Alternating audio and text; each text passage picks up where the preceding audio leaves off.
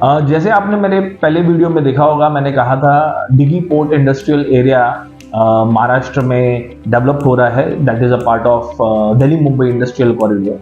ये पूना और मुंबई से नज़दीक है। यहाँ पे एक शहर है मानगांव। मानगांव, मैं अगेन नाम रिपीट कर रहा हूँ, मानगांव, MANGAON, मानगांव।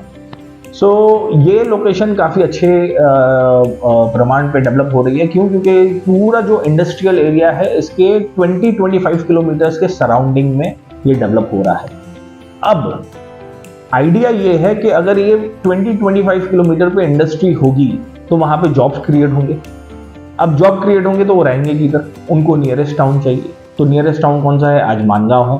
मानगांव का एडवांटेज क्या है कि मानगांव को खुद का रेलवे स्टेशन है, बस स्टॉप है, नगर पंचायत है। आज अगर आप देखें तो मानगांव में हर एक फैसिलिटी अवेलेबल है जहां पे आप अपनी लाइफ गुजार सकते हैं। वो गांव नहीं रहा, वो काफ़ी टाउन में अभी अच्छा डेवलप होने वाला है। और टाउन से भी आगे अगर मैं बात करूं तो वो सिटी सून डेवलप होगा।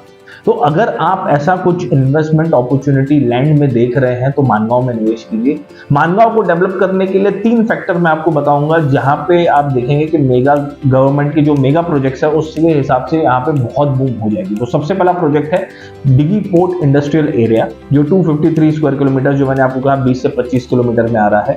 दूसरा है डिगी पोर्ट, वहां से 40 किलोमीटर की दूरी पे है। अदानी ने खरीदा हुआ है ये पोर्ट और इसको वर्ल्ड क्लास बनाने वाले हैं। इस पोर्ट की डेप्थ महाराष्ट्र में सबसे ज्यादा है और महाराष्ट्र का सबसे बड़ा पोर्ट है। तो ये एक सेकंड एडवांटेज है।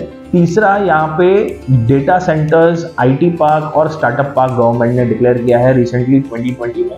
यहाँ पे 15,000 एकड़ इस पर्टिकुलर डेवलपमेंट के रिलेटेड रिजर्व हुआ है।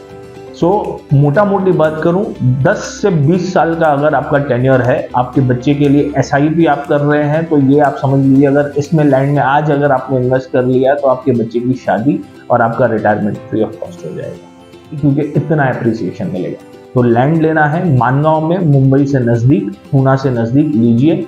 और एक इतिहास है, एक हिस्ट्री है। मुंबई से जो भी लोकेशन 150 किलोमीटर पे आई है, मुंबई और पूना के बीच में कहीं पे भी ये लोकेशन 150 किलोमीटर के अंदर रीचेबिलिटी पे आई है, वहाँ पे इन्वेस्टर्स ने इन्वेस्ट किया है और मोटा पैसा बनाया है। सो इन्वेस्ट करना है तो मानगांव रायगढ़।